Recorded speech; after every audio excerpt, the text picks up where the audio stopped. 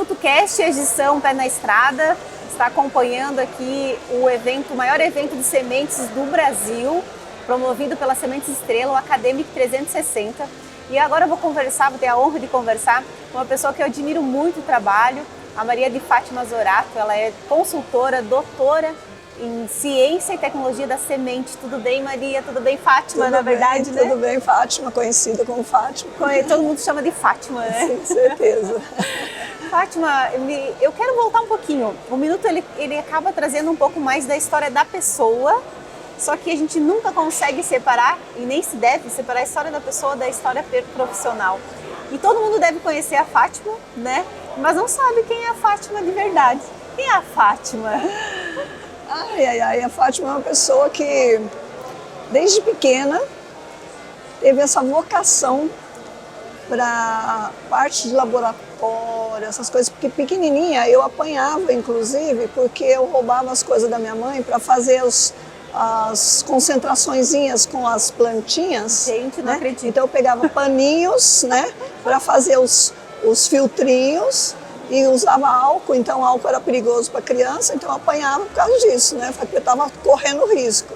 E para fazer, porque ficava com as cores diferentes. Então tinha aqueles vidrinhos de injeção, que antigamente tinha muitos daqueles, e eu fazia todas as cores. Então minha vocação para esse tipo de laboratório, investigação, essas coisas, desde pequena. DNA. Menina, então, quantos anos, Fátima, tu tinha? Eu devia ter o quê? Uns 7, 8 anos.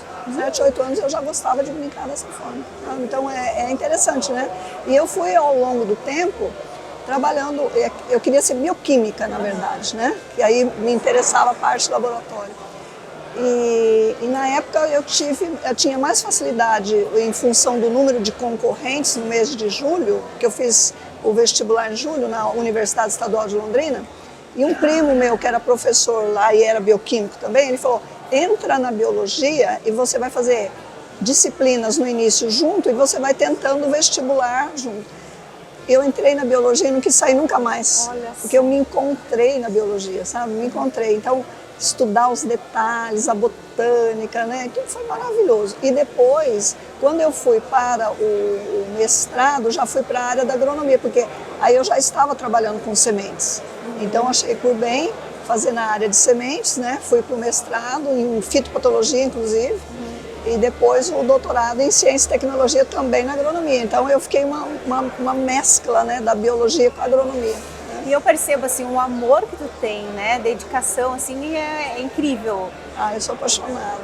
Não, a gente percebe, né? Eu sou apaixonada. Se tiver uma coisa que eu gosto realmente, eu estava falando pro pessoal, eu converso com a semente, né? É uma coisa de louco, mas eu converso com a semente, eu adoro. Sabe, o que ela tem de diferente, e uma coisa que, assim, muitas pessoas me questionam, da onde vem esse amor pela soja? Porque eu trabalhei com todas as espécies, já trabalho, se for preciso, mas a soja é minha paixão. Eu tive uma influência muito grande, porque eu trabalhei, o meu início de trabalho durante 11 anos foi cooperativa em Londrina, que era quintal da Embrapa Soja. Então eu interagia muito com os meninos da Embrapa Soja, né, como eu dizia. E ali foi interessante porque eu fui criando aquele amor pela soja mesmo, sabe? Então hoje realmente eu gosto muito da cultura, eu me dedico muito a ela, né? E trabalho o Brasil inteiro hoje. Isso me dá uma condição muito boa, porque como eu gosto muito e tive a oportunidade Paraná, Mato Grosso, Bahia, então comparar isso e ajudar hoje o que eu ajudo as pessoas, né? Porque realmente são totalmente diferentes os locais de produção e você tem condição de ajudar as pessoas a fazer um trabalho melhor hoje de qualidade. Né? E Fátima, fazendo uma linha do tempo, assim, desde a época que tu começou, hoje a gente tem vários avanços tecnológicos, a semente, né? A gente tem semente resistente à questão hídrica, tem a questão resistência à doença, enfim.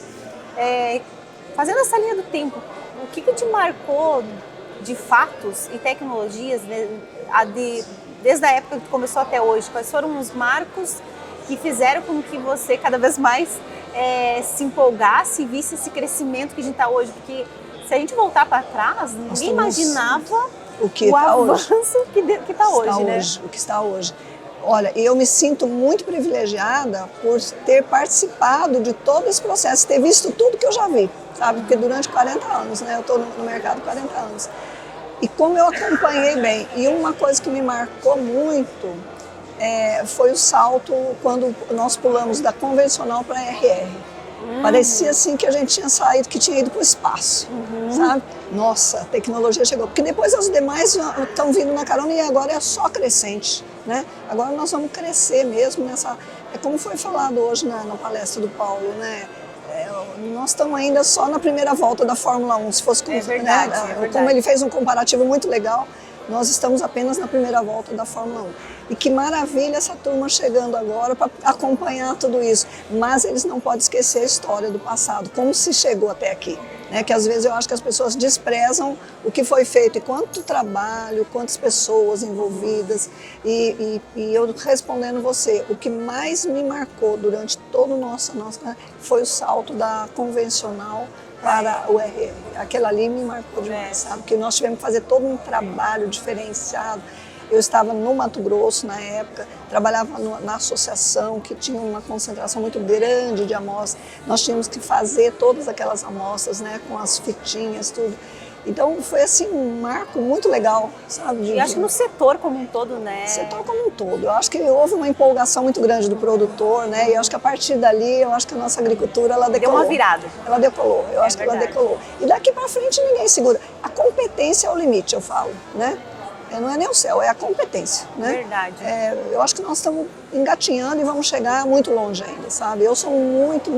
E eu gosto, eu vou sempre atualizando, eu gosto muito dessas coisas modernas, sabe? O que vem chegando, esse programa de melhoramento, eu acho fantástico o que eles estão entregando hoje para nós, né? Em tão pouco tempo, que se você for considerar, é muito pouco tempo, né? Sim. É muito pouco tempo e entrega-se muita coisa. E o produtor hoje fazendo o que ele está fazendo, então aconteça o que acontecer no país, o nosso agricultor está respondendo, né? Eu vou dar um exemplo do Rio Grande do Sul, que eu estou tirando o meu chapéu, o meu chapéu eu tiro para o Rio Grande do Sul, eu tenho falado para todos, gente, eu estou assim, boca aberta, porque, veja bem, nós estamos em 3 safras seguidas de frustração, né? Frustração em função climática, esse ano foi horrível, né? E aí o que acontece? Eu não vejo ninguém desanimado. Olha esse evento, entendeu? Eu não vejo ninguém desanimado. Quase 400 pessoas participando aqui, né? Uma coisa fantástica, eu estou encantada. E aí o que eu percebo? Se fosse uma outra atividade, eu acho que a pessoa já tinha esmorecido. Verdade. Né? Se fala muito mal do homem do campo, do homem que está ali, mas ninguém faria isso que o homem faz e está sempre em cima, sempre acreditando. Isso é uma coisa maravilhosa. Ele está acreditando que amanhã vai ser melhor, que a gente vai produzir melhor. Então, eu tiro o chapéu aqui para o Rio Grande do Sul, que 3 anos seguidos estão aí, estão investindo e estão fazendo a coisa acontecer.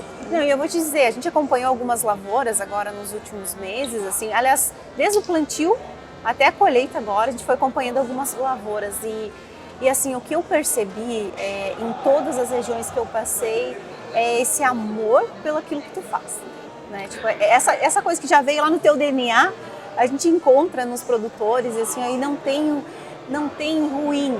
Não tem. Sabe, vai ter problema, mas eles estão ali acreditando e firme, forte, investindo. Investindo muito, né? Porque às vezes tem perda, mas ele tem que investir, ele tem que colocar maquinário. Ele não pode parar, né? Não pode parar. Ele não pode parar. Ele é convicto de que ele não pode parar. Né? Isso é motivador, assim. Motivador, né? Motivador. E sempre as pessoas às vezes perguntam: você mudaria? Porque tem aquela coisa, eu poderia ter feito isso na minha vida, né? Se eu tivesse que voltar a fazer um curso, eu voltaria a fazer tudo de novo, trabalhar nas mesmas coisas, trabalhar com a agricultura que eu amo de paixão, sabe? Eu não me importo de trabalhar de madrugada, ficar até mais tarde, nada. Eu acho que, sabe, nós trabalhamos com o material mais nobre que tem, que é a semente. Quando você pensa como que nós difundimos essa semente, olha a semente estrela. Pensa onde olha esse número de pessoas que estão aqui, de outros estados. Aonde vai parar? Quantos agricultores estão... Quantas informações eles saem daqui e vão levar para quantas pessoas vão ser divulgado isso daí? Quer dizer, olha o tamanho do nosso trabalho, né? Do negócio, né? Negócio. Às vezes as pessoas não têm noção, assim. Não tem. E tu falou um fato muito interessante, que é a questão ali da história, né? Eu sempre digo assim, não tem como tu construir um futuro sem olhar a história. Sem olhar a história. Né? E eu acho que, até eu quero te pedir uma palavra, uma visão sua sobre essa geração nova que está entrando aí, porque a gente sabe que a mudança, né, de tomada de decisão hoje da propriedade, ela não está mais só com o produtor, mais conservador, ele tá passando aí para a geração nova, tem os filhos entrando, tem a participação da mulher super ativa, né, mais ativa do que nunca. Sim. E aí a gente vê essas mudanças todas de comportamento, acho que a humanidade toda está passando por uma mudança de comportamento. Como é que tu vê isso, Fátima? Olha, eu vejo com preocupação. Nós temos aí, dentro da nossa galera atual, em torno de 20, 25% que eles são acima da média. Mas acima da média mesmo, é coisa estrondosa. Os demais são abaixo e bem abaixo, às vezes. Então, eles não estão nem aí com nada, são descolados. E uma coisa que nós precisamos para extrair deles, uma vez que nós trabalhamos com eles, é como fazer para extrair resultados melhores deles. E uma coisa que eu tenho visto é fazer com que para que haja comprometimento, eles precisam de propósito. Você não adianta chegar e falar, precisa fazer isso. Não, eu preciso chegar e falar assim, olha, nós vamos fazer isso por causa disso e disso para chegar aqui. Uhum. Ele se compromete. Mas se você chegar e despejar alguma coisa, não mais. Antigamente, e outra, eles não têm aquela coisa de resiliência, de pensar na carreira, que nem antigamente se entrava numa empresa e queria ficar o resto da vida, né? E aposentar, que era um orgulho, inclusive. Né? Verdade. No entanto, essa turma não. Essa turma, eles querem o propósito maior, eles estão buscando isso. Então, nós temos que entender, porque você trabalha com essa gente. Sim. Então, você tem que trabalhar se ligar, é como se ligar uma internet cerebral com eles, né? Para saber como eles são. Por um lado, traz bastante preocupação, porque eles são descolados de alguma coisa que nós sempre tivemos, que é a responsabilidade. Né? Eles são diferentes, eles têm uma responsabilidade diferente. Sim, tá? sim. E eles são bem descolados mesmo, né? Então, eu vejo que o problema maior que está havendo é de não saber entender a linguagem deles. É um desafio, né? É um desafio muito grande. Além da gente ter o desafio na nossa área, vamos trazer para a nossa área, né, que é a área agrícola e tal, a gente ter o desafio que nós temos, que não é pouco, produzir numa indústria sem telhado, com cultivares cada vez mais responsivas, né, que nós temos aí, no caso soja e outras espécies também, viu?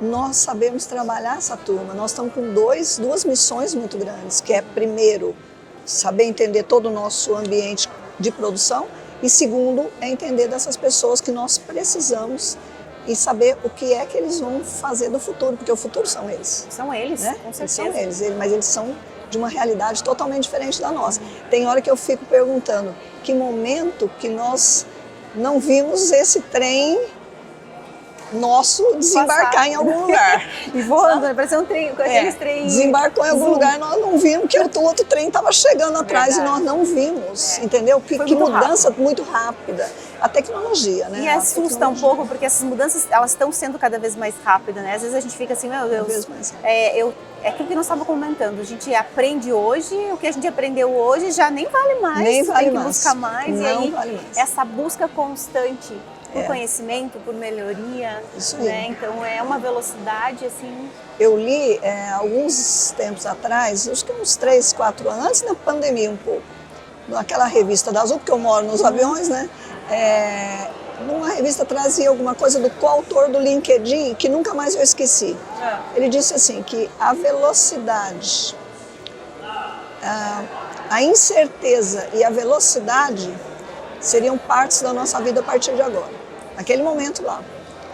E que quem estivesse preparado, com conhecimento, atualizando o tempo todo, tal, enxergaria ordem aonde os demais vão enxergar caos. E é uma realidade isso daí. É muito sério. E aí, eu não me lembro se foi Darwin que falou que não é nem o mais inteligente, nem o que tem mais conhecimento que vai sobreviver, e sim o que se adaptar a mudanças. Melhor se adaptar a mudanças. E é uma realidade que a gente está vendo. É uma mudança constante. É uma mudança constante, sim. Então você tem que fazer essa mudança o tempo todo, né? Você não pode parar mais, né? Tanto que a gente acha que o tempo está passando muito rápido. Não, o tempo está passando igualzinho. O problema somos nós que estamos correndo muito atrás das coisas, né? Então isso daí é uma realidade. Fátima, pra gente então, assim, ó, uma aula, né? Falar com você, tipo, a gente pode ficar um tempo enorme, mas enfim, eu queria que tu deixasse a tua mensagem, essa que tu veio trazer aqui pro evento, mas que a gente pudesse estender, né, para mais pessoas que é essa mensagem realmente da busca, da evolução, né, de enfrentar, a coragem de enfrentar essas mudanças. Eu acho que nós não podemos, no momento, enquanto ser, eu acho que o que nos move são os desafios, né? E esses desafios, eles estão constantes, e eu acho que nós precisamos, então, encará-los, né? Estarmos preparados cada vez mais, eu acho que essa é uma palavra, estarmos preparados cada vez mais para que a gente supere esses desafios e assim o ser vai começando também a ter mais realizações e deixar esses mimimi que a gente está vendo tanto por aí, né? Então eu vejo que esse é o nosso futuro, é de enxergar o que está à nossa frente, superar os desafios, mas você só vai fazer isso se preparando. E isso também vai crescendo o ser que está dentro de você. Não é somente o profissional, mas também a pessoa. Né? Principalmente a pessoa, né? Principalmente a pessoa. Eu acho que nós temos que buscar isso. E não esquecer de olhar a história, né, Fátima? Nunca, nunca. Eu acho que a história ela faz parte.